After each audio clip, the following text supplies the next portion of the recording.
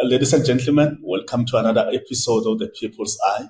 Today we've crossed over to the United States of America. We're linking up with the South African Chamber of Commerce in the USA, Mr. Neil Diamond. The reason is for this interview that we would like to speak to him about. This follows the executive order by President Donald Trump. He was basically inviting Afrikaners to seek refugee or asylum in the US if they so want. So he opened that opportunity, and the South African Chamber of Commerce in the USA has been involved with processing the requests and submitting them to the US Embassy in the country. Neil, welcome to the People's Eye. Thank you very much, and thank you for having me on your podcast. Yeah, just before we will get into the issue, most people don't know this. You are a municipal manager in Mbombela. You stayed here for a while, but can you just give us a little bit of your background? You are a South African. You are now in the US. Yes, thank you, Sizwe. As you know, we met one another in Mpumalanga, in Mbombela, in my time as a city manager of the beautiful city of Mbombela. And I come out of local government in South Africa. My family moved to the US in 2018, and I joined them at the end of 2019 after I concluded my tour of duty in Mbombela. I was very sad to leave the city, but I was able to reestablish myself in the US and became part of the chamber in 2020. Yes, we've been an organization representing South African business interest in the United States. Our members are mainly former South Africans operating businesses in the United States, doing business with South Africa. And our core mandate is the promotion of trade, investment, and tourism between the US and South Africa. And enjoying the continuation, I send a lot of people out to Mbombela and Mpumalanga, especially on the tourism side. Oh, okay. No, that is great. Now that is cleared, it's out of the way. People should not think that you are one of those who left South Africa to grab this opportunity by President Trump. You've been there for many years now. Yeah. Okay. But now, how has the situation been for South African business doing business in the US since this whole thing of the executive order by President Trump and, the AfriForum as well, going to meet the president to complain about South Africa? So I think it's a very good question. Maybe I should just outline how it has been up until this point. Business has been very, very good between South Africa and the US. The US have been a good business partner, and South Africa and the US enjoy a mutually beneficial economic relationship. Definitely, South Africa has got a net surplus in their trade with the United States. What that basically means is that it's to South Africa's benefit. There's money, a net amount of money coming into South Africa out of the trade with the United States. And products like automotive parts, aeronautical parts, agro-processed goods, wine, and then from the low-felt, macadamias and oranges, all find their way out to the United States as products. So the trade has been very, very good over the last couple of years. I think there's a lot of uncertainty that have prevailed in the current economic climate. And as we all know today, President Trump started imposing tariffs in an attempt to restore the disproportionate relationship that the US had with many of its trading partners, South Africa being one of them. I think the economic climate is definitely going to be a lot different than what it was up to now. So we're anticipating that the uncertainty in the relationship, as well as the tariffs that would be imposed. I think South Africa is almost guaranteed not to continue with AGOA, so that tariff-free exports that we've benefited from in the past will adversely affect trade between South Africa and the United States. Everybody wants to do business with the US because it's the largest consumer market on the planet. You're also able to get a lot higher price for your goods in the US market than what you would in your local market. So we have played a very strong role in advocating for South African products and to support South African businesses that want to bring their products to the United States. I have definitely seen a slowdown in terms of that interest and the concerns and the uncertainty of the business relationship. But we need to also say to one another, these things are normally temporary. It's not the new normal. I think we all know that President Trump made these decisions because he wants to reset the economic relationships of the United States with many other partners across the globe. And once that relationship is reset with new parameters, the economic relationship will be able to continue. So we are definitely not in a negative space. We are maybe just saying things are going to be paused for a short while these things are being worked out. But we continue with economic diplomacy, with building economic bridges between our two countries, and ensuring that the economic relationships between South Africa and the US remain intact while things are being sorted out on a political level. Oh, okay. That's okay. Thanks for that. But really, there's no threat that there can't be any trading between the two countries. Obviously, it's only the issue of the tariffs. But let's say these tariffs really they get implemented. How is this going to affect the South African businesses? Will they be able to survive? I think it's going to have a huge impact on South Africa businesses, especially in the automotive sector. We know that the National Motor Vehicle Manufacturers Association, NAMASA, estimated that approximately 80,000 jobs could be at risk if South Africa does not continue under AGOA tariff-free exports to the United States. President Trump has already announced a 25% tariff on all automotive imports to the United States and an additional tariff for the automotive parts imports to the United States.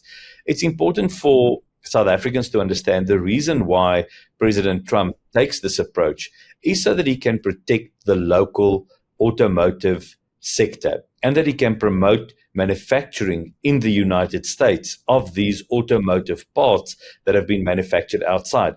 South Africa's got a very similar scenario where there are import duties on foreign vehicles being imported into South Africa, upwards of 100%. And the reason why those tariffs are in place for those vehicles are to ensure that the local manufacturers, of which we have many in South Africa, are protected. We know that there are thousands of jobs that are dependent on those automotive manufacturing, and our government in South Africa wanted to ensure that they protect those jobs. I think what President Trump is doing exactly the same in the United States situation, where he said we've lost a lot of jobs out of the US economy because of outsourcing and the importing of products. And we would like to see that those products and parts are manufactured in the United States. So the question, what is the impact going to be on South Africa? Just in the automotive sector, we're estimating 80,000 jobs to be at risk. I think that South Africa does have secondary markets and tertiary markets that our automotive parts can be exported to. But the reality is it's going to have a devastating impact in that specific sector. And then the other sectors like agriculture, agro-processing, wines, leather and textile exports. We haven't fully grasped the magnitude of what these tariffs would have. And I think that's why, as a chamber, as a business voice, we've encouraged the South African government to take discussions with the United States and to see how we can resolve these issues. We do, however, see that political discussions are taking us backwards and not forwards. we need to have economic discussions and business discussions. We need to ensure that government and business takes hands and that we have a joint approach on how we address this, speaking from one voice and not out of various voices. And I think that has been our criticism in the past, trying to encourage a single South African engagement with the United States and not a fragmented engagement where various organizations and groups have their own discussions with the US. We'd like to see a single approach in the engagement with the United States, and we believe that would assist in repairing this current very fragile relationship between South Africa and the United States. Yeah, of course, but is there any hope? Because really the recent developments are not promising with, the South African ambassador being sent back home. I don't know. Are you hopeful, optimistic that things are going to go fine for the business? You know what they say, the night is the darkest before the dawn breaks. So we have to be optimistic. We have to be hopeful. And at the moment, we're in a position where I think because of a lot of peripheral issues that are clouding the voice of business, that we need to try and be as level-headed as possible in this whole dilemma, and trying to remain focused on what the core mandate should be, and that's the promotion of trade, investment, and tourism. Let's build the economic bridges, and then hopefully that could establish a platform over which the two governments can walk. We can build a bridge that the two governments can use to connect with one another. But the business community is vibrant and resilient and hopeful, and we'd like to spread that message that the economic relationship is still intact. There is a lot of things affecting it on a government-to-government level. But from a business-to-business level, we've got good relationships with South African businesses in South Africa and with our members that are US-based South African businesses. We'd like to do more business. Up until very recent, we've made great headway in popularizing South Africa's products and South African goods in the US consumer market. This has been a slight setback, but if you're asking me if I've lost hope, definitely not. I wake up every morning hoping that Minister Lamola has had a discussion with Marco Rubio, and the two of them are best friends, so that we can move forward beyond the challenges that we're currently experiencing. No, hopefully things go okay, and all the jobs that are at risk are going to be saved in South Africa. Let's hope so, Neil. On the 18th of March, you had already received 67,042 requests from South Africans who accepted President Trump's offer to be resettled in the US. Has there been more requests, or the number is still the same? It has not increased. I think to clarify, the number of 67,042 represent people that approached us for information. So when this news broke, there was no information available. There was actually a vacuum. And because we were one of the first organizations to share the information through a press release in the South African media, and we made a mistake. My email address and my cell phone number was on that press release. And people just started emailing us and sending text messages and WhatsApps and Facebook Messenger messages. So we must be clear that the 67,042 represents people that expressed a request for information and wanted more information. The Chamber cannot act as a facilitator for this. And as soon as the first few days after the executive order, we reached out to the US State Department and the US Embassy in Pretoria, and we requested that they make an access point available through which people can communicate to their desire to become refugees. Now, that did happen, I think, on the 12th or the 13th of February. They opened up a portal with the email address Pretoria prminfo@state.gov, which we then immediately shared with everybody, that they could directly register their interest as refugees with the appropriate US channels. People still approached us for information, wanting more information, and to date, we haven't had any formal press release from the US Embassy other than a frequently asked question that they circulated. Most of what we know is out of media reports and out of media information. But we thought it well to hand over that information to the US State Department and the US Embassy in Pretoria. And on the 18th of March, a delegation from the chamber in the US traveled to South Africa, and I handed over those details of that 67,042 people to the US Embassy in Pretoria. After that, we closed off that tab on our website. So we have not taken any further information of people. We don't want to be in that space. We think that is the correct space of the US government, and that people should engage directly with the US government. This doesn't mean that we're not going to share information. Whatever information we receive, we will definitely still share. But if people are interested in the program, they need to approach the US government directly with that. And I think it's important to understand our role. Our role was never to be a facilitator in this process. It was only to share information on the request of those people that approached us. After we handed over to the US Embassy in Pretoria, we've completely exited this space, and our focus is back on our core mandate, promoting trade, investment, and tourism. Okay, no, that's great. But as a matter of interest, those people who approached you for the information, were you privy to their profiles? Are they farmers? Or any other detail, or you were not privy, just to get an understanding of who really was requesting the information? We did not collect information on their occupation. We collected information on them, their contact details, and their dependents, so that we could get to or provide an idea of the number of people expressing interest in getting more information on the refugee program. But out of the initial emails that were sent through, and there was initially 7,500 emails just within the first few hours that actually crashed our mail server. So on those emails, and I could never read 7,500 emails, but the ones that I did go through gave us a fair idea of kind of the age profile of people and the occupation of people.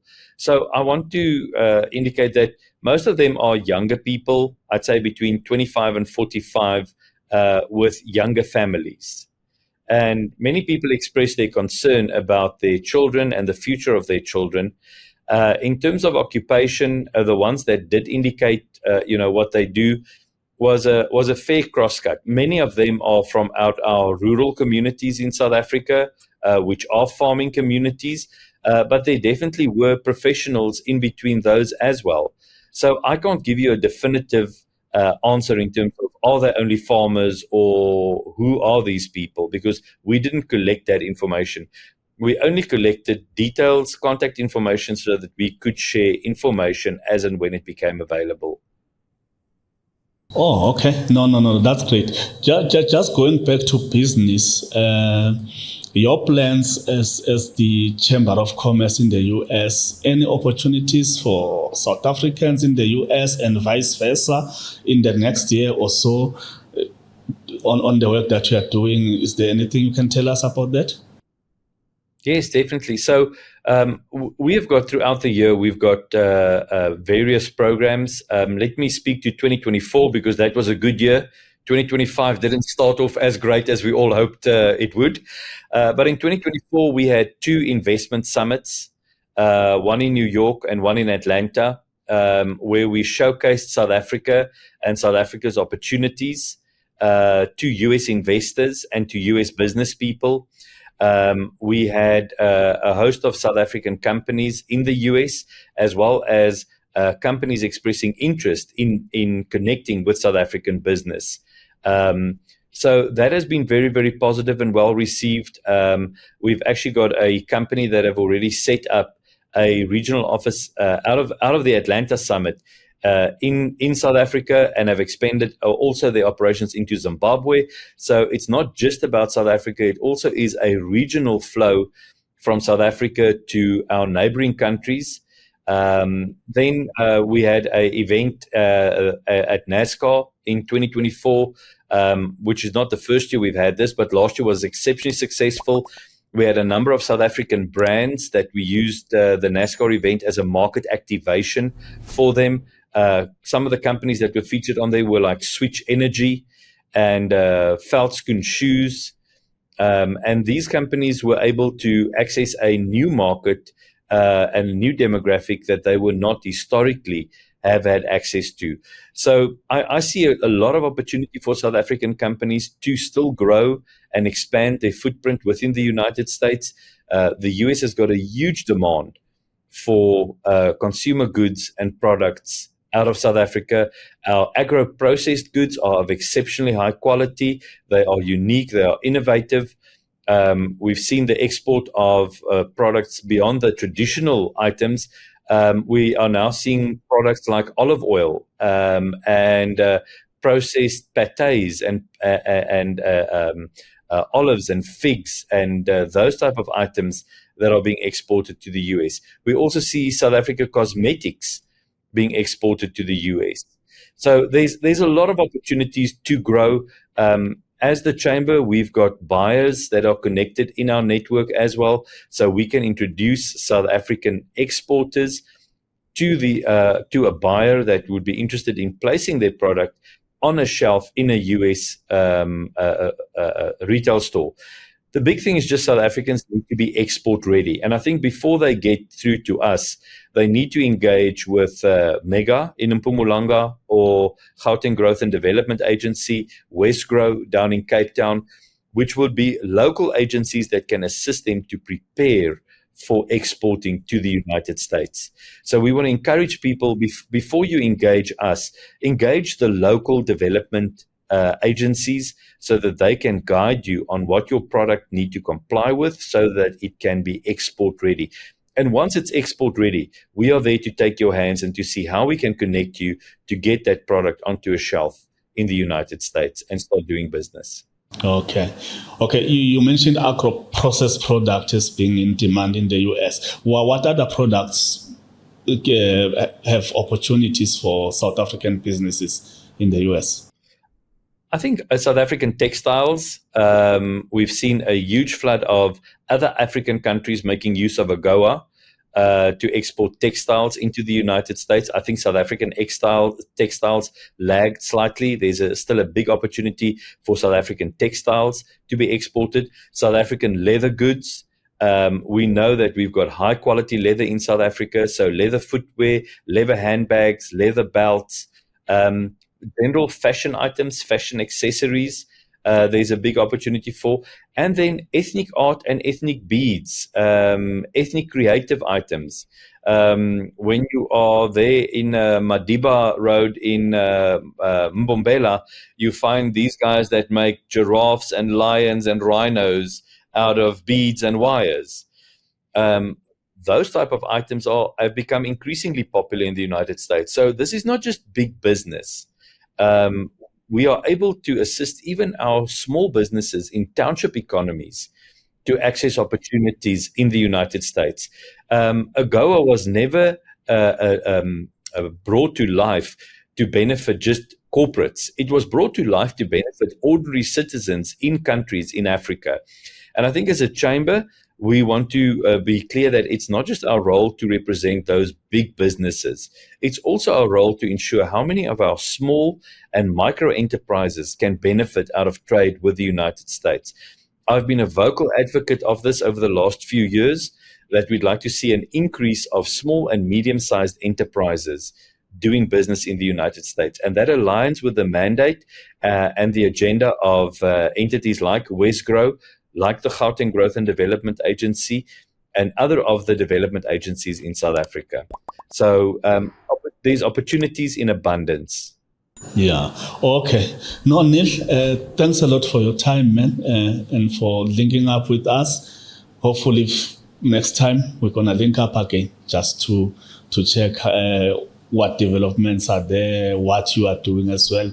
Please keep us informed. Thank you, Sizwe, and it's always great speaking to you. Thanks, man. Thanks a lot. Okay. Hi.